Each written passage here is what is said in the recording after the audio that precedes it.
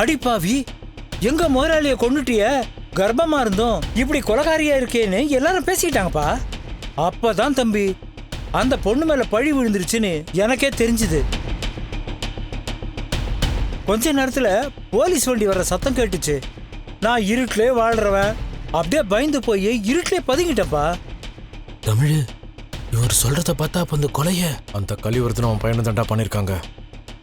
தம்பி, இத்தனை நாள் இதை நான் யாருக்கிட்டையும் சொல்ல, ஆனா நீ உன் பொண்டாட்டி மேல உசுரையே வச்சிருக்கன்னு தெரிஞ்சுதுப்பா. அதான் நான் உங்ககிட்ட சொல்லிட்டேன். ஐயா, இப்பதான் என் உயிரே வந்த மாதிரி இருக்கு. நீங்க இப்ப சொன்ன இந்த விஷயத்த கோர்ட்ல இருந்து சொல்லுவீங்களா?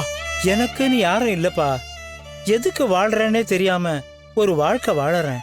இங்க உக்காந்து பாட்டு பாடி யாசகம் வாங்கி வாழ்ந்துகிட்டு இருக்கேன்.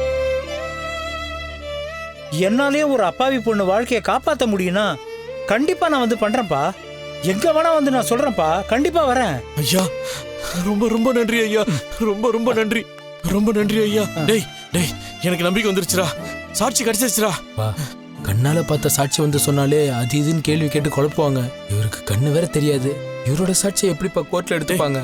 எதுவுமே இல்லாததுக்கு சம்பவம் நடந்த அன்னைக்கு பக்கத்துல இவர் இருந்திருக்காருலடா. இப்ப எனக்கு நம்பிக்கை வந்துருச்சுடா. சரஸ்வதியை காப்பாத்திடலாம்டா. சரஸ்வதியை காப்பாத்துறோம். ரொம்ப நன்றி. நல்லா இருப்பா, நல்லா இரு தம்பி, நன்றி. நல்லா இரு.